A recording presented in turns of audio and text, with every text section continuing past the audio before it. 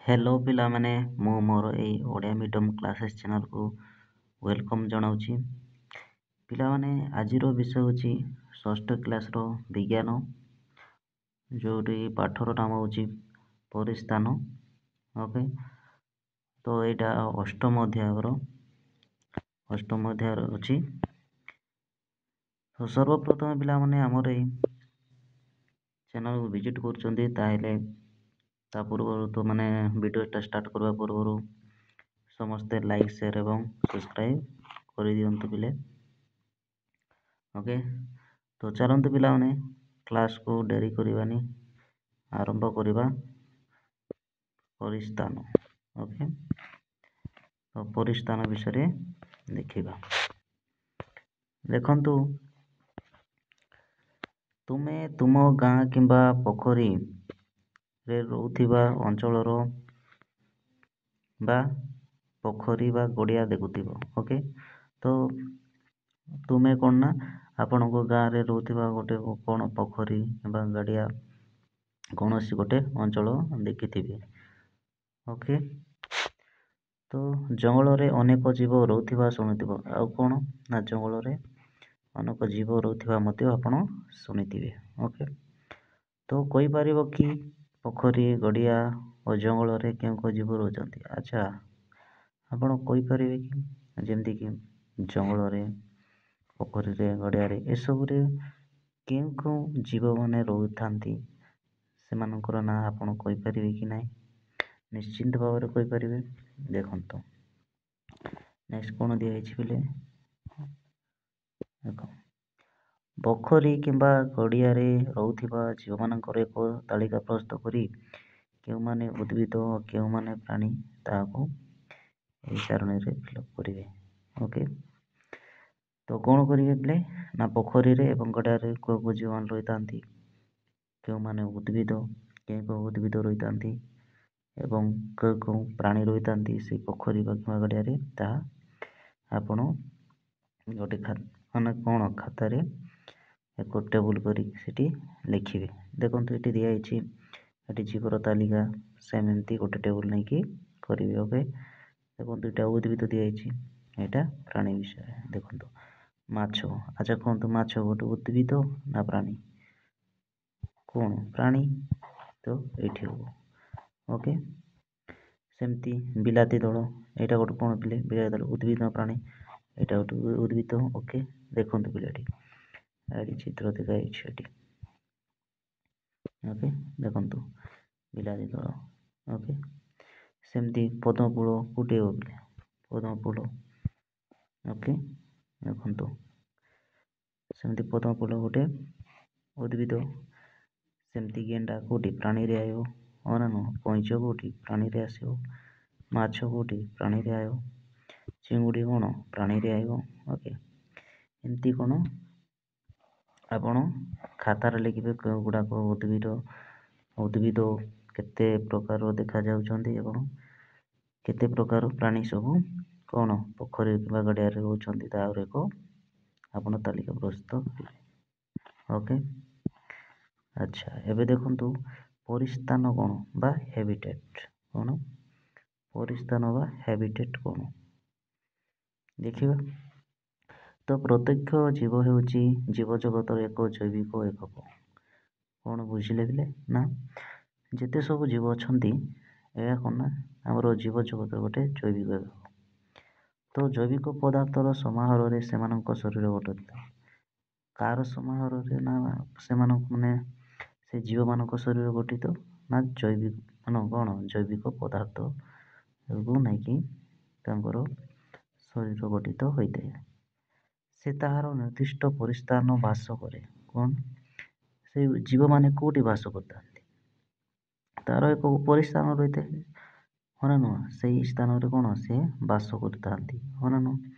ଉଦ୍ଭିଦ ଓ ପ୍ରାଣୀମାନେ ଉଭୟ ସମାନ ପ୍ରକାର ମୌଳିକ ଉପାଦାନ ଦ୍ୱାରା ଗଢ଼ା ହୋଇଥିଲେ ହିଁ ସେମାନଙ୍କ ଶରୀର ଗଠନ ଅଲଗା। ଆଚ୍ଛା, ଦେଖନ୍ତୁ, ଉଦ୍ଭିଦ ଓ ପ୍ରାଣୀ ଉଭୟ, ଏ ଦୁଇଟା ଉଦ୍ଭିଦ ଏବଂ ପ୍ରାଣୀ କ'ଣ ନା ସମାନ ପ୍ରକାର ମୌଳିକ ଦ୍ୱାରା ଗଢ଼ା ହେଇଥିଲେ ମଧ୍ୟ ନାଇଁକି, ତ ସେମାନଙ୍କର ଶରୀର କ'ଣ ସବୁ ଅଲଗା ଅଲଗା ଗଠିତ ହୋଇଥାଏ ନା ନାହିଁ?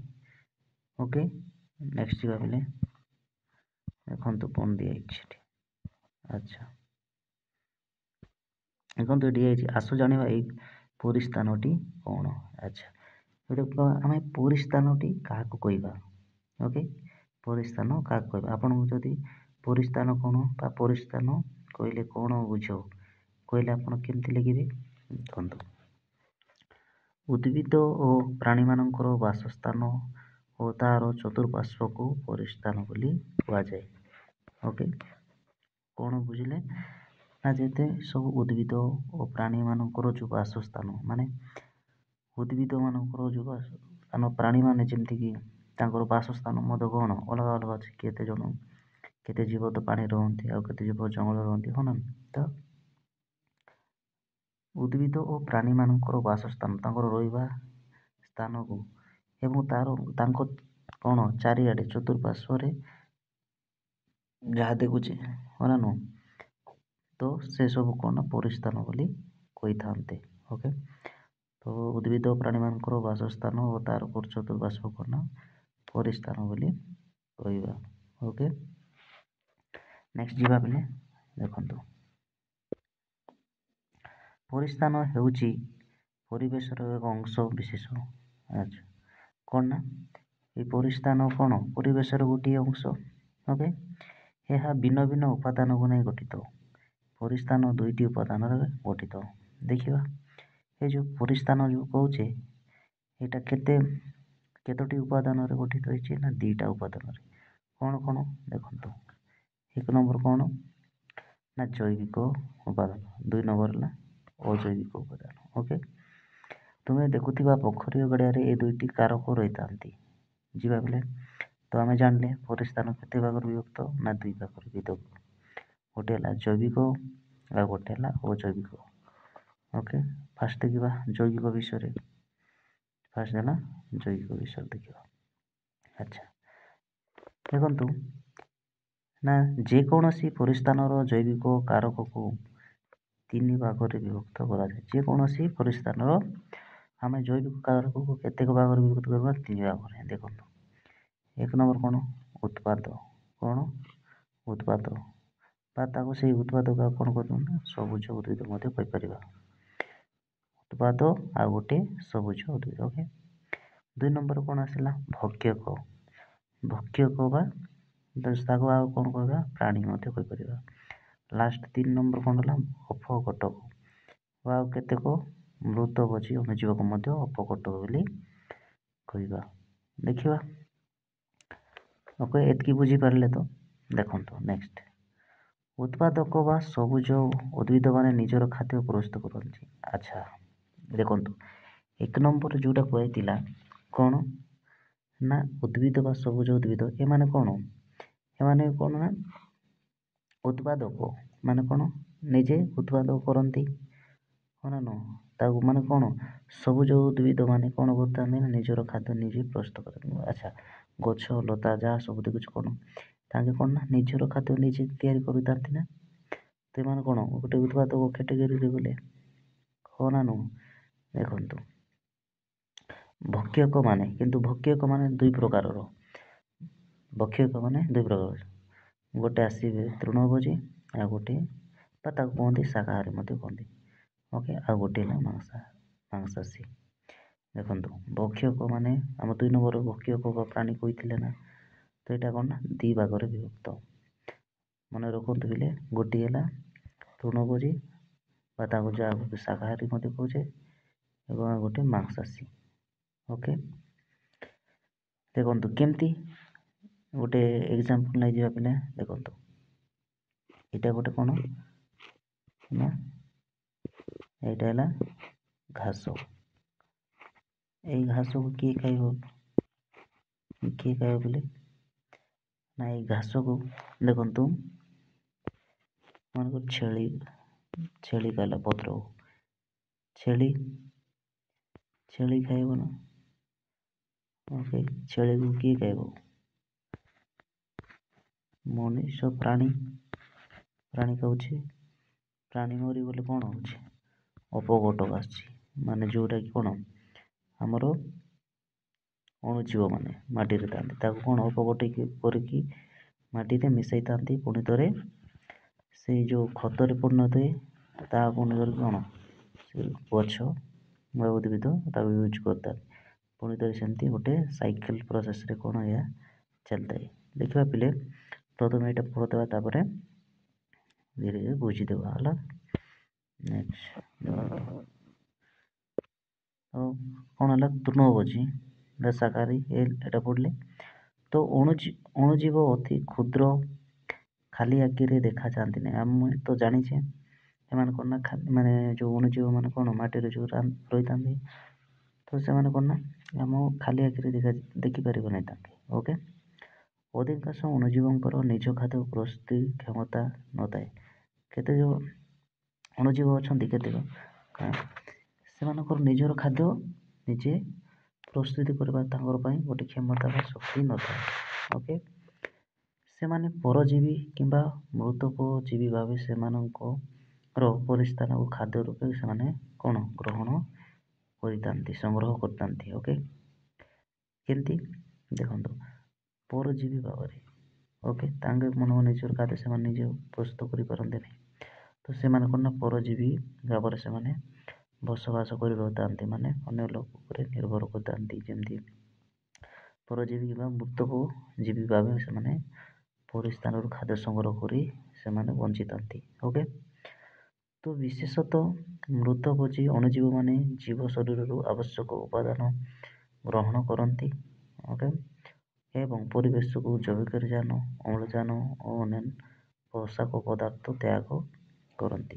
ଆଚ୍ଛା ଦେଖନ୍ତୁ, ତ କ'ଣ ନା ମୃତଭୋଜୀ ଅଣୁଜୀବ ମାନେ କରିଥାନ୍ତି ଜୀବ ଶରୀରକୁ ସେମାନେ କ'ଣ କରନ୍ତି ଉପାଦାନ ଗ୍ରହଣ କରନ୍ତି, ମାନେ ତାଙ୍କେ କ'ଣ ମାଟିରେ ମିଶାଇଥାନ୍ତି ତାଙ୍କ ମଧ୍ୟ। ଓକେ, ଆଉ କେତେ ଦେଖନ୍ତୁ ପରିବେଶ କ'ଣ ଆଉ ସେମାନେ ପରିବେଶ କ'ଣ ଯୋଗାଇଥାନ୍ତି ନା ଜୈବିକଜାନ ଅମ୍ଳଜାନ ତାପରେ ଅନ୍ୟାନ୍ୟ ପୋଷକ ପଦାର୍ଥ ମଧ୍ୟ ତାଙ୍କେ କ'ଣ ନା ତ୍ୟାଗ କରିଥାନ୍ତି।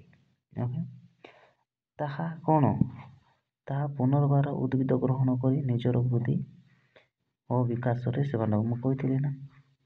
ତ ସେଇ ଯେଉଁ ମାଟିରେ ମିଶାଇଥାନ୍ତି ସେ ଅଣୁଜୀବ ମାନେ ତ ସେଇଟା ପୁଣି ଥର କିଏ ଗ୍ରହଣ କରିଥାନ୍ତି ନା ଉଦ୍ଭିଦ ଗ୍ରହଣ କରିଥାଏ। ଓକେ, ଏଥିପାଇଁ ମୃତଭୋଜୀ ଅଣୁଜୀବମାନଙ୍କୁ ଅପଗୋଟ କୁହାଯାଏ। ସେଥିପାଇଁ ଆମେ ସେମାନଙ୍କୁ କ'ଣ କହିବା ନା ଅପଗୋଟ ବୋଲି କହିବା। ଏଇଟା 3 ନମ୍ବରରେ ମୁଁ କହିଥିଲି ନା। ଓକେ, ଦେଖିବା ଦେଖନ୍ତୁ ଆରାମସେ ଏଇଟା ଟିକେ ଭଲସେ ବୁଝେଇ ଦେବି ବୋଲି ଦେଖନ୍ତୁ। ଯେଉଁ ଏଇଠି ଅଛି କ'ଣ କୌଣସି ଢାଲର ଗଛ ଆମେ ଘାସ ନେଇଯିବା। ଦେଖନ୍ତୁ ଏଇଠି ଘାସ ଅଛି, ଏଇ ଘାସକୁ କିଏ ଖାଇବ ବୋଲି କିଏ ଖାଇବ? ଏସବୁ ଧରାଯାଉ କ'ଣ ନା ଆକୁ ଛେଳି ଖାଇଲା, ଏ ଛେଳିକୁ କିଏ ଖାଇବ? ମଣିଷ ଖାଉଛି, ନହେଲେ କିଏ ଖାଇବ? ବାଘ ହଁ ନା ନୁହଁ ଏସବୁ ଖାଉଛି। ଧରାଯାଉ ମଣିଷ କିମ୍ବା ପ୍ରାଣୀ ଏସବୁ ମରିଗଲେ କେଉଁଠି ନା ମାଟିରେ। ଓକେ, କେଉଁଠି ନା ମାଟିରେ ମିଶୁଛି ହଁ ନା ନୁହଁ। ମାଟିରେ ମିଶିଲେ ଏହା କ'ଣ ନା ଏଇ ଯେଉଁ ଏହା ମାଟିରେ କ'ଣ ଅଣୁଜୀବ ମାନଙ୍କ ଦ୍ୱାରା କ'ଣ ହେଉଛି ନା ଅପଗୋଟ ହୋଇକି ଏମାନେ ମାଟିରେ ମିଶି ଯାଉଛନ୍ତି। ଓକେ, ଆଉ ଗୋଟେ ଏକ ଉଦାହରଣ ନେବା ବେଲେ କ'ଣ ନା ଦେଖିବା ଘାସ ଅଛି। ଓକେ, ଘାସକୁ ଯେମିତିକି ବେଙ୍ଗ ମାନେ କ'ଣ ଝିଣ୍ଟିକା ପିଣ୍ଟିକା ସବୁ ଖାଇଥାନ୍ତି ହଁ ନା ନୁହଁ। ସେମିତି ତାପରେ ସେ ଝିଣ୍ଟିକା କ'ଣ ବେଙ୍ଗ ଖାଇଥାଏ ହଁ ନା ନୁହଁ। ସେ ବେଙ୍ଗକୁ କିଏ ସାପ ଖାଇଥାଏ ହଁ ନା, ସେ ସାପକୁ ଚିଲ। ଓକେ, ସେମିତି ସେ ମରିଗଲେ କ'ଣ ମାଟିରେ ରହିଥାଏ ଏବଂ ସେଇଟା କ'ଣ ନା ମାଟିରେ ମିଶିକି କାହା ଦ୍ୱାରା ସେ ଅଣୁଜୀବ ମାନଙ୍କ ଦ୍ୱାରା ମାଟିରେ ମିଶିଥାନ୍ତି। ଯଦି ମାଟିରେ ମିଶିଗଲେ ତାକୁ କ'ଣ ପୁନର୍ବାର କିଏ ଏସବୁ ଘାସ ଫାସ ଗଛ ସବୁ ୟୁଜ୍ କରିଥାନ୍ତି। ଓକେ, ଏମିତି ନେକ୍ସଟ ଯିବା ପିଲେ ଏତିକି ବୁଝିପାରିଥିବେ। ଓକେ, ନେକ୍ସଟ ଦେଖନ୍ତୁ ପିଲା ଅଜୈବିକ କ'ଣ ନା ଅଜୈବିକ। ଆଚ୍ଛା, ଏକ ପରିସ୍ଥାନର ଅଜୈବିକ କାରକ ଗୁଡ଼ିକ ହେଲେ, ଦେଖନ୍ତୁ ଅଜୈବିକ କାରକର ଉଦାହରଣ ଦେବାକୁ କ'ଣ, ଆଲୋକ, ତାପମାତ୍ରା, ଜଳ, ବାୟୁ, ମୃତ୍ତିକା ଇତ୍ୟାଦି। ଓକେ, ଏମାନଙ୍କୁ କ'ଣ କୁହାଯାଏ ନା ଅଜୈବିକ କାରକ। ଓକେ, ନେକ୍ସଟ ଯିବା। ଦେଖନ୍ତୁ ଆମେ ଜାଣୁ ସବୁଜ ଉଦ୍ଭିଦମାନେ ଆଲୋକ ଶକ୍ତିକୁ ଖାଦ୍ୟ ବା ରାସାୟନିକ ଶକ୍ତିରେ ପରିବର୍ତ୍ତନ କରିଥାନ୍ତି। ଆଚ୍ଛା, ଦେଖନ୍ତୁ ଆମେ ଯେଉଁ ସବୁଜ ଉଦ୍ଭିଦ ଯେମିତି ଗଛ ଲତା ଅଛନ୍ତି, ସେମାନେ କ'ଣ କରୁଛନ୍ତି ନା ଆଲୋକରୁ କ'ଣ ସୂର୍ଯ୍ୟକିରଣରୁ କ'ଣ ଆଲୋକ ନେଇକି ତାଙ୍କୁ କ'ଣ ନା ଖାଦ୍ୟ ତିଆରି କରିଥାନ୍ତି ଏବଂ ରାସାୟନିକ ଶକ୍ତି ସେମାନେ ପରିବର୍ତ୍ତନ କରିଥାନ୍ତି ତାକୁ ଆଉ ୟୁଜ୍ କରିଥାନ୍ତି। ଓକେ, ସେଇ ଖାଦ୍ୟ ଉପରେ ସମଗ୍ର ଜୀବଜଗତ ନିର୍ଭରଶୀଳ। ସେଇ ଖାଦ୍ୟକୁ ଆମେ କ'ଣ ନା ସମଗ୍ର ଯେତେ ସବୁ ଜୀବ ଅଛନ୍ତି ସେ ଜୀବଜଗତର ସମସ୍ତେ କ'ଣ ନା ସେଇ ଖାଦ୍ୟ ଉପରେ ଆମେ ନିର୍ଭର କରିଥାଉ। ଏତିକି ବୁଝିପାରିଲେ? ନେକ୍ସଟ, ସେମିତି କ'ଣ ନା ଆଲୋକର ତୀବ୍ରତା, ଅବଧି, ଓକେ, ତାପମାତ୍ରା, ଜଳ, ବାୟୁ, ମୃତ୍ତିକା ଇତ୍ୟାଦି ମିଶି ଏକ ପରିସ୍ଥାନରେ ଜଙ୍ଗଲ ହେବ କି ତୃଣଭୂମି ବା ମରୁଭୂମି ହେବ ନିର୍ଣ୍ଣୟ ହୋଇଥାଏ। ଆଚ୍ଛା, ଦେଖନ୍ତୁ ସେମିତି ଆଲୋକର ତୀବ୍ରତାକୁ ନେଇ, ତାପରେ ତାର ଅବଧିର ଯେମିତିକି ତାପମାତ୍ରା, ଜଳବାୟୁ, ମୃତ୍ତିକା ଏସବୁ ଇତ୍ୟାଦି ମିଶି କ'ଣ ନା ଗୋଟେ ଜଙ୍ଗଲ ହେବ କି ତୃଣଭୂମି କି ମରୁଭୂମି ତାହା ନିର୍ଣ୍ଣୟ ହୋଇଥାଏ। ଓକେ, ନେକ୍ସଟ ପିଲେ କ'ଣ ଅଛି ଦେଖନ୍ତୁ, ଏଇଟା ଗୋଟେ ଦିଆଯାଇଛି। ଦେଖନ୍ତୁ ମନୁଷ୍ୟ କ'ଣ ନା ପ୍ରଥମ ବୈଜ୍ଞାନିକ ଉଦ୍ଭାବକ ହୁଏ ନିଆଁର, ମାନେ ପ୍ରଥମେ କିଏ ନା ମନୁଷ୍ୟ କ'ଣ କରିଥିଲା ନା ନିଆଁର ଉଦ୍ଭାବନ କରିଥିଲା। ଓକେ, ଏହାକୁ ବ୍ୟବହାର କରି ମନୁଷ୍ୟ ତାହାର ଖାଦ୍ୟ ପଦାର୍ଥକୁ ପୋଡ଼ି ଖାଇବା ଶିଖିଲା। ଆଚ୍ଛା, ପ୍ରଥମେ କ'ଣ ନା ପିଲାମାନେ ମାନେ ମନୁଷ୍ୟ କ'ଣ ଆଦିମ ମନୁଷ୍ୟ ଭାବରେ ବସବାସ ହୋଇ ରହୁଥିଲେ। ସେ ସମୟରେ କ'ଣ କଞ୍ଚା କ'ଣ ସେ ପଶୁ ଶିକାର କରି ମଧ୍ୟ ତାଙ୍କେ ଖାଉଥିଲେ, ହଁ ନା ନୁହଁ? ତ ଧୀରେ ଧୀରେ କ'ଣ ହେଉଛି ନିଆଁର ବ୍ୟବହାର ହେଲା। ଓକେ, ନିଆଁର ବ୍ୟବହାର ହେଲା ଦ୍ୱାରା କ'ଣ ତାଙ୍କ ନିଆଁରୁ ତାଙ୍କେ ପୋଡ଼ିକି ଖାଇବା ଶିଖିଲେ। ଧୀରେ ଧୀରେ ଶିକାର କରିକି ମଧ୍ୟ ତାଙ୍କେ ପୋଡ଼ିକି ଖାଇବା ଶିଖିଲେ। ଓକେ, ପୁଣି ଜଙ୍ଗଲରେ ନିଆଁ ଲାଗିଲେ ନିମିଷକ ମଧ୍ୟରେ ଘଞ୍ଚ ଜଙ୍ଗଲ ଥିବା ପରିସ୍ଥାନ ପୋଡ଼ି ପାଉଁଶ ହୋଇଯାଇଥାଏ, ହଁ ନା ନୁହଁ? ଏବେ ମଧ୍ୟ କ'ଣ ଦେଖିବେ ଗୋଟେ ଗୋଟେ ଜାଗା କ'ଣ ଏମିତି ମାନେ ଖରା ହେବା ଯୋଗୁଁ ମଧ୍ୟ କ'ଣ ଜଙ୍ଗଲରେ ନିଆଁ ଜଳୁଥାଏ। ଏ ହଜାର ହଜାର ଜାତିର ଉଦ୍ଭିଦ ଓ ପ୍ରାଣୀ ଧ୍ୱଂସ ପାଇଯାଆନ୍ତି, ଯାହାଫଳରେ ଧରାଯାଉ ଜଙ୍ଗଲରେ ନିଆଁ ଲାଗିଗଲା। ଯଦି ନିଆଁ ଲାଗିଗଲେ କ'ଣ ହେଉଛି ନା ସେଠି ମାନେ ପ୍ରାଣୀମାନଙ୍କର ପରିସ୍ଥାନଟା ସେଇଟା, ତ ସେଇଠି କ'ଣ ପ୍ରାଣୀମାନେ ରହିଥାନ୍ତି, ପଶୁପକ୍ଷୀ ରହିଥାନ୍ତି, ସେଇଟା ତାଙ୍କର ବାସସ୍ଥାନ, ହଁ ନା ନୁହଁ? ତ ସେଠାରେ ଯଦି ଜଙ୍ଗଲ ଯଦି ପଡ଼ିଯିବ ତାହେଲେ ଯିବେ କୁଆଡ଼େ? ସେ ବାଘ ଅଛନ୍ତି, ଭାଲୁ, ଯାହାସ ଏସବୁ ଯିବେ କୁଆଡ଼େ? ଓକେ, ତ କ'ଣ ନା ଜଙ୍ଗଲ ସେମିତି ହଜାର ହଜାର ଜାତିର ଉଦ୍ଭିଦ ପ୍ରାଣୀମାନେ ଅଛନ୍ତି, ସେମାନେ ଧ୍ୱଂସ ପାଇଯାଆନ୍ତି। ଓକେ, ପିଲାମାନେ ସେଥିପାଇଁ ସମସ୍ତଙ୍କୁ ଅନୁରୋଧ, କାହିଁକିନା ଜଙ୍ଗଲରେ କେବେ ମଧ୍ୟ କ'ଣ ନିଆଁ ପିଆ କିଛି ଜଳେଇବେ ନାହିଁ। ଓକେ, କାହିଁକିନା ଗଛ ଥିଲେ ଆମର କ'ଣ ମାନେ ବର୍ଷା ହେଉଛି, ହଁ ନା ନୁହଁ? ବହୁତ ଆମେ ସେଥିରୁ ଛାଇ ପାଉଛୁ, ଫଳ ପାଉଛୁ, ଫଳ ପାଉଛୁ, କାଠ ହଁ, ତାପରେ ଆମେ ବିଭିନ୍ନ ପ୍ରକାର କ'ଣ ଆମେ ଜଙ୍ଗଲରୁ ଯାହା କିଛି ପାଉଛେ, ଆମେ କ'ଣ ଆମର ବହୁତ ବ୍ୟବହାର ହେଉଛି ଜଙ୍ଗଲରୁ, ହଁ ନା ନୁହଁ? ପତ୍ର ମଧ୍ୟ ପାଉଛୁ ବେଲେ ପତ୍ର। ଓକେ, ତେଣୁ ନିଆଁକୁ କ'ଣ ଅଜୈବିକ କାରକ ହିସାବରେ ଆମେ ନେଇଥାଉ, ସେଥିପାଇଁ ନିଆଁ ମଧ୍ୟ ଗୋଟେ କ'ଣ ଅଜୈବିକ କାରକ। ଓକେ, ନେକ୍ସଟ ପିଲେ କ'ଣ ଦିଆଯାଇଛି ଦେଖିବା। ଦେଖନ୍ତୁ, ଆଚ୍ଛା ଦେଖିବେ ତ ବିଭିନ୍ନ ପ୍ରକାର ପରିସ୍ଥାନ। ଆଚ୍ଛା, ଏତିକି ଯାହା ପଢ଼ିଲେ ବେଲେ ଏତିକି ବୁଝିପାରିଲେ କି ନାହିଁ ଆପଣ? ଆମେ କ'ଣ ନା ପରିସ୍ଥାନ କ'ଣ ଜାଣିଲେ। ଓକେ, ଆଚ୍ଛା, ସେଇ ପରିସ୍ଥାନକୁ ଆମେ କ'ଣ କେମିତି ମାନେ ପରିସ୍ଥାନ ଦୁଇଟା ଉପାଦାନକୁ ନେଇ ଯେମିତିକି ଜୈବିକ ଅଜୈବିକ ବିଷୟରେ ପଢ଼ିଲେ। ଓକେ, ଜୈବିକକୁ 3 ଭାଗରେ ବିଭକ୍ତ କରାଯାଇଥାଏ, କ'ଣ ସେଇଟା ମଧ୍ୟ ଦେଖିଲେ। ଓକେ, ତାପରେ କ'ଣ ଆମର କ'ଣ ନା ଅଜୈବିକ ଦେଖିଲେ। ଓକେ, ତ ଏବେ ନେକ୍ସଟ ଦେଖିବା ବିଭିନ୍ନ ପ୍ରକାର ପରିସ୍ଥାନ। ଏବେ ଦେଖିବା ପରିସ୍ଥାନ ମଧ୍ୟ କ'ଣ ନା ବିଭିନ୍ନ ପ୍ରକାରର ଅଛି। ଓକେ, ନେକ୍ସଟ ଗୋଟିଏ କୁଣ୍ଡରେ ଥିବା ଏକ ସପ୍ତପେଣି, ଏଇସବୁ ଯେଉଁ ସପ୍ତପେଣି ଏଇଟା କ'ଣ ମରୁଭୂମି ଅଞ୍ଚଳରେ ମଧ୍ୟ ଏସବୁ ବହୁତ ଦେଖାଯାଆନ୍ତି। ଓକେ, କଣ୍ଟା ଜାତୀୟ ଉଦ୍ଭିଦ। ତ କ'ଣ ନା ଏହି ସପ୍ତପେଣି ଜାତୀୟ ଉଦ୍ଭିଦ ଏବଂ ଅନ୍ୟ ଏକ ମଲ୍ଲି ଫୁଲ ଗଛ ମଧ୍ୟ ମଲ୍ଲି ଗଛ ଲାଗିଥିବା କୁଣ୍ଡ ଆଣିବେ। ଓକେ, ଯେକୌଣସି ଗୋଟେ ନାଇଁ କି ଦେଖନ୍ତୁ ସପ୍ତପେଣି ଜାତୀୟ ଉଦ୍ଭିଦ ଏବଂ ଆର କ'ଣ ନା ମଲ୍ଲି ଗଛ ଆଣିବେ। ସେମାନଙ୍କର ମାଟି ଉପରିସ୍ଥ ଗଛର ଅଂଶକୁ ପଲିଥିନ୍ ଦ୍ୱାରା ବାନ୍ଧିଦେବେ। ଆଚ୍ଛା ଦେଖନ୍ତୁ ଏଇଟା ଅଛି ଗଛ ଗୋଟେ। ଆଚ୍ଛା ଏଇଟା ଗୋଟେ ପତ୍ର ଗଛ, ମୁଁ ପତ୍ର ନେଉଛି ଏଇଟା। ଏଠି କ'ଣ ନା ଗୋଟେ ପଲିଥିନ୍ ଦ୍ୱାରା ଏମିତି ଗୁଡ଼େଇକି ବାନ୍ଧିଦେବେ। ଓକେ, ସେମିତି ଆଉ ଗୋଟେ ଅଛି କ'ଣ, ଆଉ ଗୋଟେ ମଧ୍ୟ ଏମିତି ଗୁଡ଼େଇକି ବାନ୍ଧିଦେବେ। ଆଚ୍ଛା ପତ୍ର ଅଛି। ଓକେ, ଦେଖନ୍ତୁ ମଲ୍ଲି ଗଛ, ଏଇଟା କ'ଣ ମଲ୍ଲି ଗଛ ବାନ୍ଧିଲେ, ଆଉ ଗୋଟେ କ'ଣ ସପ୍ତପେଣି। ଏବେ ଦେଖିବା କ'ଣ ହେଉଛି।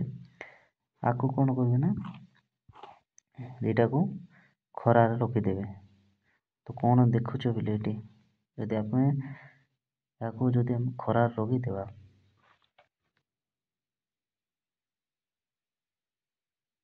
ତାହେଲେ କ'ଣ ଦେଖିବା କ'ଣ ରହୁଛି। ଆଚ୍ଛା ଦୁଇଟା ଗଛ ନେଇଛୁ। ପଲିଥିନ୍ ମଣି ଭିତରେ ଥିବା ଛୋଟ ଛୋଟ ଜଳବିନ୍ଦୁ ଲାଗିଥିବ ଦେଖିବେ। ଏଇ ଯେଉଁ ପଲିଥିନ୍ ଯେଉଁ ଗୁଡ଼େଇଛି ନା ମଲ୍ଲି ଆଉ କ'ଣ ସପ୍ତପେଣି ଗଛରେ ଦେଖିବେ, ସେ ମଣି ଭିତରେ କ'ଣ ଛୋଟ ଛୋଟ ଜଳବିନ୍ଦୁ ଲାଗିଥିବାର ଦେଖିଥିବେ। ହଁ ନା ନୁହେଁ? ଆପଣ ନିଶ୍ଚିତ ଭାବରେ ଏଇଟା କ'ଣ ଗୋଟେ ଏକ୍ସପେରିମେଣ୍ଟ କରିବେ। କ'ଣ ଯେକୌଣସି ଗଛକୁ କ'ଣ ବାନ୍ଧିଦେବେ। ଓକେ, ଦୁଇଟି ଉଦ୍ଭିଦରେ କ'ଣ ନା ଦୁଇଟି ଉଦ୍ଭିଦରେ ଲାଗିଥିବା ମୁଣିରେ ସମାନ ପରିମାଣର ଜଳବିନ୍ଦୁ ଦେଖିପାରୁଛ କି? ଆଚ୍ଛା, ଏବେ ଯେଉଁ ଦୁଇଟାରେ କ'ଣ ସେ ଦୁଇଟା ଗଛରେ ଆମେ ସପ୍ତପେଣିରେ ଏବଂ ମଲ୍ଲି ଫୁଲ ଗଛରେ ଆମେ କ'ଣ ବାନ୍ଧିଥିଲେ, ଜରି ଗୁଡ଼େଇକି ବାନ୍ଧିଥିଲେ। ତ ଆପଣ ସେଠି କ'ଣ ନା ସମାନ ଜଳବିନ୍ଦୁ ଲାଗିଥିବାର ଦେଖୁଛ କି? ସମାନ ଜଳବିନ୍ଦୁ କ'ଣ ଲାଗିଥିବ କି? ନାହିଁ ନା ଲାଗିନଥିବ। ଦେଖିବା ଲାଗିନଥିବ। ଦେଖନ୍ତୁ ସପ୍ତପେଣି ଜାତୀୟ ଉଦ୍ଭିଦରେ କମ୍ ଜଳବିନ୍ଦୁ ଲାଗିଥିବା ଦେଖିଥିବ ଆପଣ, ମାନେ ଏବଂ ଆଦୌ ନଥିବ, ଟିକେ ଟିକେ ଥିବ, ନହେଲେ ଟୋଟାଲି ନଥିବ। ମାନେ କେଉଁଠି ମାନେ ସପ୍ତପେଣି ଯେଉଁଠି ଗୁଡ଼େଇକି ରହିଛନ୍ତି। ଓକେ, କାରଣ କ'ଣ? ଏବେ ସାର୍ କ'ଣ ପାଇଁ ଏଇଟା କାହିଁକି ସେଠି ଜଳ ବାହାରିଲାନି, ମାନେ ଜଳବିନ୍ଦୁ ଲାଗିକି ରହିଲାନି, ଆମର ମଲ୍ଲି ଗଛରେ ରହିଲା। ଦେଖନ୍ତୁ ହେଲେ କାରଣ କ'ଣ ନା ମରୁ ଉଦ୍ଭିଦରେ ରହିଥିବା ଉଦ୍ଭିଦମାନଙ୍କ ପାଇଁ ଜଳ ସଂରକ୍ଷଣ ଆବଶ୍ୟକତା ନଥାଏ। ବୁଝିପାରିଲେ କି? ନା କ'ଣ ନା ଏସବୁ ସପ୍ତପେଣି ଗଛ କ'ଣ ନା ମରୁ ଉଦ୍ଭିଦରେ ସେ ବଞ୍ଚିଥାଏ। ତ ସେଇ ଯେଉଁ ଯେତେ ସବୁ ମରୁ ଉଦ୍ଭିଦରେ ମାନେ ମରୁ ଉଦ୍ଭିଦ ଗୁଡ଼ା ଅଛନ୍ତି ନା ମରୁଭୂମିରେ, ତାଙ୍କ କ'ଣ ନା ଅଧିକ ଜଳ ଆବଶ୍ୟକ କ'ଣ, ତାଙ୍କେ ତ ଜଳ କମ୍ ପରିମାଣରେ ପାଇଥାନ୍ତି, ତ ତାଙ୍କ ଜଳ କେଉଁଠୁ ଛାଡ଼ିବେ? ହଁ ନା ନୁହଁ? ଆଚ୍ଛା, ପାଣି କେମିତି ଛାଡ଼ିଥାନ୍ତି ନା ଦେଖନ୍ତୁ ପାଣି ୟୁଜ୍ କରି ସାରିଲା ପରେ ବାକି ସବୁ ଜଳକୁ ତାଙ୍କେ କ'ଣ ନା ମାନେ କ'ଣ ବାଷ୍ପ ଆକାରରେ ପତ୍ର ଦ୍ୱାରା ଛାଡ଼ିଥାନ୍ତି ତାଙ୍କେ। ଓକେ, ତ ଏଠି କ'ଣ ନା ମରୁ ଉଦ୍ଭିଦ ମାନଙ୍କୁ କ'ଣ ନା ତାଙ୍କ କ'ଣ ପାଣି ତ ବହୁତ କମ୍ ପରିମାଣରେ ମିଳୁଛି ନା, ହଁ ନା ନାହିଁ? ଓକେ, ତାଙ୍କେ ଛାଡ଼ିବେ କୁଆଡ଼ୁ? ହଁ କି ନୁହଁ? ନେକ୍ସଟ ଯିବା। ଦେଖନ୍ତୁ ଏତିକି ଜାଣିଲେ। ତ ସେଥିପାଇଁ ନା ତାଙ୍କର ସେମାନଙ୍କ ପତ୍ର ଗୁଡ଼ିକ କଣ୍ଟାରେ ରୂପାନ୍ତରିତ ହୋଇଥାଏ। ଓକେ, ସେଥିପାଇଁ କ'ଣ ନା ସେ ସପ୍ତପେଣି ଗଛମାନଙ୍କର କ'ଣ ନା ଆମର କଣ୍ଟା ହିଁ କ'ଣ ରୂପାନ୍ତର ମାନେ କଣ୍ଟା ହିଁ ରହିଥାନ୍ତି ସେ ସପ୍ତପେଣି, ନାଗପେଣି ଏସବୁ ଗଛ ଗୁଡ଼ାକରେ, ମାନେ ମରୁଜ ଉଦ୍ଭିଦ ଗୁଡ଼ା। ଓକେ, ତୁମେ ତା ଦେହରେ ଦେଖିଥିବା ପତ୍ର ଭଳି ମାଂସଳ ଅଂଶ ତାର ରୂପାନ୍ତରିତ କାଣ୍ଡ, ମାନେ ତାର କାଣ୍ଡ କେମିତି ନା ଖାଲି ମାଂସ କରି ସେ ଭରି ହେଇକିନା ରହିଥିବ, ସେ ପତ୍ର ନଥିବ। ଓକେ, ଛୋଟ ମାନେ କଣ୍ଟା ବହୁତ ବହୁଳ ପରିମାଣରେ ରହିଥାଏ। କଣ୍ଟା ଜାତୀୟ ଗଛ ମାନେ ସେଇଟାରେ ବହୁତ ବଞ୍ଚିଥାନ୍ତି। ସେ ମଧ୍ୟ ଜଳ ସଂରକ୍ଷଣ କରିଥାନ୍ତି। କ'ଣ ସେମାନେ ମଧ୍ୟ କ'ଣ ନା ଜଳକୁ ସଂରକ୍ଷଣ କରି ରଖୁଛନ୍ତି, କାହିଁକିନା ତାଙ୍କ ମାନେ କ'ଣ ସଦାବେଳେ ତ ବର୍ଷା ହେଇନଥାଏ ନା ସିଆଡ଼େ, ତ ସେଥିପାଇଁ କ'ଣ ନା ତାଙ୍କେ ଜଳକୁ ସଞ୍ଚିତ କରି ରଖିକି ସେମାନେ ବଞ୍ଚିଥାନ୍ତି। ଓକେ, ନେକ୍ସଟ ଯିବା ପିଲେ ଦେଖନ୍ତୁ, ମରୁଭୂମିର ଉଦ୍ଭିଦମାନଙ୍କ ବିଷୟରେ ଜାଣିଲା ପରେ କହିପାରିବ କି ଅନ୍ୟ ସ୍ଥାନମାନଙ୍କରେ ପ୍ରାଣୀ ଓ ଉଦ୍ଭିଦ କିପରି ରହନ୍ତି? ଆଚ୍ଛା, ଏବେ କୁହ ନା ମରୁ ଉଦ୍ଭିଦ ବିଷୟରେ ଆମେ ଜାଣିଲେ। ଓକେ, ଏବେ କହିପାରିବ କି? ଆଚ୍ଛା ପିଲା ଦେଖନ୍ତୁ, ଏଇଟା ମୁଁ କହିନଥିଲି, ମୁଁ ଖାଲି କ'ଣ ମରୁଭୂମି ଉଦ୍ଭିଦ ବିଷୟରେ ଆମେ ଜାଣିଲେ ଏଇଠି। ଆଉ ଗୋଟେ କ'ଣ ମଲ୍ଲି ଫୁଲ ଗଛ ମାନେ ନେଇଥିଲେ ନା ସେଠି ବାନ୍ଧିକି ରଖିଥିଲେ, ତ ସେଠି କ'ଣ ନା ଜଳ କ'ଣ ବହୁଳ ପରିମାଣ ସେ ଜଳ ବିନ୍ଦୁ ଗୁଡ଼ାକ ସେ ପଲିଥିନରେ ଲାଗିଥିବ, କାହିଁକିନା ତାଙ୍କ କ'ଣ ପତ୍ର ଦ୍ୱାରା ସେ କ'ଣ ନା ମାନେ ପତ୍ର ଦ୍ୱାରା ତାର ବଳକା କ'ଣ ପାଣିକୁ ତାର ପତ୍ର ସାହାଯ୍ୟରେ ବାଷ୍ପ ଆକାରରେ ଛାଡ଼ିଦେଲେ ସେ କ'ଣ ନା ଛାଡ଼ୁଥିଲା ସମୟରେ ସେ ପଲିଥିନରେ ଛୋଟ ଛୋଟ ଜଳ ବିନ୍ଦୁ ଲାଗିକି ରହିଥାଏ। ଓକେ, ତ ଏତିକି ଜାଣିଲେ। ନେକ୍ସଟ ଯିବା ବୋଲେ ଦେଖନ୍ତୁ, ଏଠି କ'ଣ କୁହାଯାଇଛି ନା ଆମେ କ'ଣ ଜାଣିଲେ ନା ଆମେ ଯେଉଁ ମରୁଭୂମିର ଉଦ୍ଭିଦମାନଙ୍କ ବିଷୟରେ ଜାଣିଲେ ନା ତ ଏବେ କହିପାରିବ କି ଆପଣ ଯେ ଅନ୍ୟ ସ୍ଥାନମାନଙ୍କରେ ପ୍ରାଣୀ ଓ ଉଦ୍ଭିଦ ରହନ୍ତି କିପରି? ଓକେ, ଦେଖନ୍ତୁ କେତେକ ଜଳରେ ବି ରହନ୍ତି, ମାଛକୁ ଦେଖ ତ କ'ଣ ଜଳରେ ରହିଥାଏ ନା ନାହିଁ? ଓକେ, କୋଉଠି ନା ଜଳରେ ରହିଥାଏ। ତାହେଲେ କୁହ ମାଛ ଜଳରେ ରହିପାରେ କିପରି? କିପରି ରହିପାରେ କୁହନ୍ତୁ? ଦେଖନ୍ତୁ କ'ଣ ନା ମାଛର ଶରୀର ଜଳରେ ରହିବା ପାଇଁ ଉପଯୁକ୍ତ, କାରଣ ତାହାର ପରିସ୍ଥାନ ସେଇଟା ଥିଲେ ମାଛକୁ ସେଥିପାଇଁ ଆମେ ବାହାରକୁ କାଢ଼ି ଆଣିଲେ ମରିଯାଏ, କାରଣ ସେ କ'ଣ ତାର ଉପଯୁକ୍ତ ଜାଗାଟା କୋଉଟା ପାଣି, ସେ ପାଣିରେ ହିଁ ରହିଥାଏ। ଆମେ କୋଉଠି ଥାଉ, ଆମେ କ'ଣ ପାଣି ବାହାରେ ରହିଥାଉ ନା ସ୍ଥଳଭାଗରେ, ହଁ ନା ନୁହଁ? ଆମକୁ ଯଦି ପାଣି ଭିତରକୁ ନେଇଯିବ ଆମେ କ'ଣ ରହିପାରିବା ପାଣି ଭିତରେ? ନାହିଁ। ସେମିତି କ'ଣ ନା ଆମର ମାଛ ମଧ୍ୟ ଆମର କ'ଣ ଅପୋଜିଟ୍, ସେ କ'ଣ ବାହାରେ ଆସିଲେ ତାଙ୍କେ ମରିଥାନ୍ତି। ଓକେ, ବେଶୀ ସମୟ ଥିଲେ ମରିଥାନ୍ତି। ତାହାର ଶ୍ୱାସକ୍ରିୟା କ'ଣ ଜଳରେ ସମ୍ଭବପର ହୋଇଥାଏ, ହଁ ନା ନୁହଁ? ଆମେ କୋଉଠି ଜଳର ବାହାରେ ଯେଉଁ ଆମ ଫୁସଫୁସ ଦ୍ୱାରା କ'ଣ ଜଳରେ କ'ଣ ବାୟୁମଣ୍ଡଳରେ ଯାହା ଅମ୍ଳଜାନ ଥାଏ ତାକୁ ନେଇକି ଆମେ କ'ଣ ନିଶ୍ୱାସ ପ୍ରଶ୍ୱାସ ନେଇଥାଉ ନା ନାହିଁ? ତ ଆମର ମାଛ କେମିତି ତାର ଶ୍ୱାସକ୍ରିୟା ଜଳରେ କରିଥାଏ, ସେଥିପାଇଁ ତାର ରହିବାର ଜାଗାରୁ ଯଦି ଆମେ କାଢ଼ିଦେବା ତାହେଲେ ତାହା ମରିଯାଏ। ଓକେ, ସେଥିପାଇଁ ଜଳରେ ତାଙ୍କେ ବଞ୍ଚିଥାନ୍ତି, କିନ୍ତୁ ଆମେ ପୃଥିବୀରେ ରହୁଥିବା ଅଧିକାଂଶ ଜୀବ ସ୍ଥଳ ଭାଗରେ ରହନ୍ତି। ଆଚ୍ଛା, ଏଇଟା ତ ଭେରି ଇମ୍ପୋର୍ଟାଣ୍ଟ ପିଲେ ଦେଖନ୍ତୁ, କିନ୍ତୁ ଆଉ କେତେକ ପୃଥିବୀରେ ଅଛନ୍ତି ଅଧିକାଂଶ ଯେଉଁଟାକି ଯେଉଁ ଜୀବମାନେ କି ସ୍ଥଳ ଭାଗରେ ରହିଥାନ୍ତି। ଓକେ, ମାନେ ଯେଉଁଟା ହିଁ କ'ଣ ପାଣିରେ ବି ରହିଥାନ୍ତି ପ୍ଲସ୍ ଆମର ଗୋଟି ଜଳ ଭାଗରେ ବି ରହିଥାନ୍ତି ଏବଂ ସ୍ଥଳ ଭାଗରେ ମଧ୍ୟ ରହିଥାନ୍ତି। ଆଚ୍ଛା, ଉଭୟ ଜାଗାରେ ରହିପାରନ୍ତି। ଉଦାହରଣ ଦେଖନ୍ତୁ ପିଲା, ଯେମିତିକି ବେଙ୍ଗ, କେତେ ସାପ ମଧ୍ୟ ଅଛନ୍ତି ପାଣି ଭିତରେ ରୁହନ୍ତି ଏବଂ ତାପରେ କ'ଣ ପିଲେ କଇଁଛ। ଓକେ, ଏସବୁ କ'ଣ ନା ଆମର ପାଣି ଭିତରେ ବି ରହିଛନ୍ତି, ହଁ ନା? ତାପରେ ତାକୁ ବାହାରେ ଆସିଲେ ମଧ୍ୟ ତାଙ୍କେ ବଞ୍ଚିଥାନ୍ତି। ଓକେ, ନେକ୍ସଟ ଦେଖିବା, ଏହାର କାରଣ କ'ଣ ପିଲେ କହିପାରିବ କି ଆପଣ? ଦେଖିବା କ'ଣ ପାଇଁ ଏମିତି ହୋଇଥାଏ। ଓକେ, ଚାଲ ଦେଖନ୍ତୁ। ଆଚ୍ଛା, ତେବେ ପରିବେଶର ଅବସ୍ଥା ଓ ଆବଶ୍ୟକ ପଦାର୍ଥରେ ପରିମାଣକୁ ନେଇ ପରିସ୍ଥାନ କ'ଣ ଦୁଇ ଭାଗରେ ବିଭକ୍ତ। କେତେ ଭାଗରେ ନା ଦୁଇ ପ୍ରକାରର। ଓକେ, ଦେଖନ୍ତୁ ସେ ପରିବେଶ ଅବସ୍ଥାକୁ ନେଇକି ଆମର ଦୁଇ ପ୍ରକାର କ'ଣ କ'ଣ? ଫାର୍ଷ୍ଟ ହେଲା ସ୍ଥଳୀୟ ପରିସ୍ଥାନ ଆଉ ଗୋଟେ ଜଳୀୟ ପରିସ୍ଥାନ। ଆଚ୍ଛା, ସ୍ଥଳୀୟ ପରିସ୍ଥାନ କାହା କହିବା? ସ୍ଥଳ ଭାଗରେ ଥିଲେ ମାନେ କ'ଣ ସ୍ଥଳୀୟ ପରିସ୍ଥାନ, ଜଳ ଭିତରେ ହେଲେ ଜଳ ପରିସ୍ଥାନ। ଦେଖିବା ପ୍ରଥମେ ଉଦ୍ଭିଦମାନଙ୍କ ପରିସ୍ଥାନ ଦେଖିବା କେଉଁଠି ଅଛନ୍ତି। ଓକେ, ଆଚ୍ଛା ଦେଖନ୍ତୁ, ପରିସ୍ଥାନରେ ଜଳର ପରିମାଣ ଅନୁସାରେ ଉଦ୍ଭିଦର ଜୀବନ ଶୈଳୀ ଓ ଗଠନରେ ଅନେକ ପରିବର୍ତ୍ତନ ଦେଖାଯାଏ। ଆଚ୍ଛା ଦେଖନ୍ତୁ, ଆମର ଯେଉଁ ପରିସ୍ଥାନରେ କ'ଣ ହୁଏ ନା, ଜଳର ପରିମାଣ ଅନୁସାରେ ମାନେ ଜଳର ପରିମାଣକୁ ଦେଖି ଉଦ୍ଭିଦର ଜୀବନ କ'ଣ ନା ତାର ଶୈଳୀ ଏବଂ ଗଠନରେ ଅନେକ ପରିବର୍ତ୍ତନ ଦେଖାଯାଏ। ଦେଖନ୍ତୁ ଏଠାରେ ଆଲୋକ, ତାପମାତ୍ରା, ମୃତ୍ତିକା, ବାୟୁ ଭଳି କାରକମାନଙ୍କର ଭୂମିକା ଗୁରୁତ୍ୱପୂର୍ଣ୍ଣ ଭାବରେ ରହିଛି। ଓକେ, ପରିସ୍ଥାନ ଅନୁସାରେ ଉଦ୍ଭିଦ ମାନେ 3 ପ୍ରକାର। ଦେଖନ୍ତୁ ଆମର ଯେଉଁ ଉଦ୍ଭିଦକୁ ଆମେ କେତେ ପ୍ରକାର ଭାଗରେ ବିଭକ୍ତ କଲେ 3 ପ୍ରକାର। ଫାର୍ଷ୍ଟ ହେଲା ମରୁଜ, ଆର୍ଦ୍ରଭୂମିଜ, ଜଳଜ। ଆଚ୍ଛା, 1 ନମ୍ବର କ'ଣ ଦିଆହେଇଛି ନା ମରୁଜ, ଯେଉଁମାନେ କି ଜଳବାୟୁ ଅଞ୍ଚଳ, ମାନେ ଯେଉଁ ଜାଗା ଯେଉଁ ଏରିଆରେ କ'ଣ ନା ପାଣି ନଥିବ, ଜଳବାୟୁ ଜାଗା। ଓକେ, ଯେମିତିକି ମରୁଭୂମି ଭଳି ଅଞ୍ଚଳରେ ମାନେ କ'ଣ ଏଇ ଉଦ୍ଭିଦ ମାନେ ଦେଖାଯାଆନ୍ତି, ସେଥିପାଇଁ କ'ଣ ନା ତାଙ୍କ ମାନଙ୍କୁ ମରୁଜ ଉଦ୍ଭିଦ ବୋଲି କୁହାଯାଏ।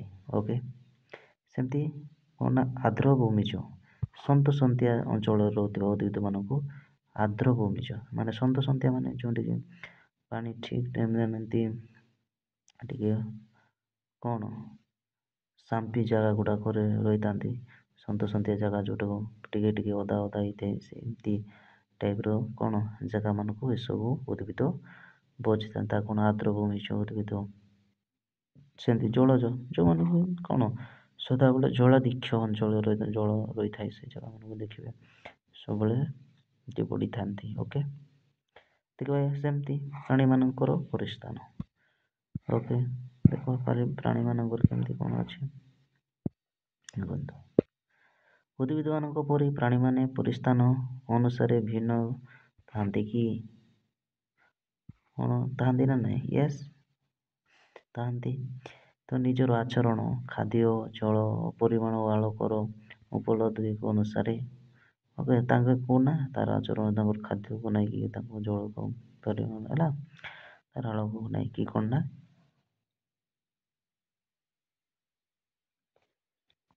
ଆମର 3 ଭାଗରେ ବିଭକ୍ତ କରାଯାଇଛି। ଦେଖନ୍ତୁ, ସ୍ଥଳଚର, ଜଳଚର, ଉଭୟଚର। ପିଲେ ମୁଁ ଏଇଟା ତ କହୁଥିଲି ପୂର୍ବରୁ। ଦେଖନ୍ତୁ ସ୍ଥଳଚର ଯେଉଁମାନେ କି କ'ଣ ସ୍ଥଳ ରହିଥାନ୍ତି, ମାନେ କ'ଣ ଯେଉଁ ମଣିଷ, ଓକେ, ଗାଈ ଗୋରୁ ଛେଳି ମେଣ୍ଢା ଯାହା ସବୁ କ'ଣ ଆମର ସ୍ଥଳ ଭାଗରେ ବସବାସ କରୁଛନ୍ତି। ସେମିତି ଜଳସ୍ତର କୁହାଯାଏ, ଯେଉଁମାନେ କି ଜଳରେ ରହିଥାନ୍ତି ସେମାନଙ୍କୁ ଜଳଚର ପ୍ରାଣୀ ବୋଲି କୁହାଯାଏ। ଓକେ, ଯେମିତିକି ମାଛ। ଓକେ, ଉଭୟଚର ମୁଁ କହିଥିଲି ବେଙ୍ଗ। ଓକେ, ବେଙ୍ଗ, ତାପରେ ସାପ କହିଛି, ଏସବୁ କ'ଣ ନା ଉଭୟଚର।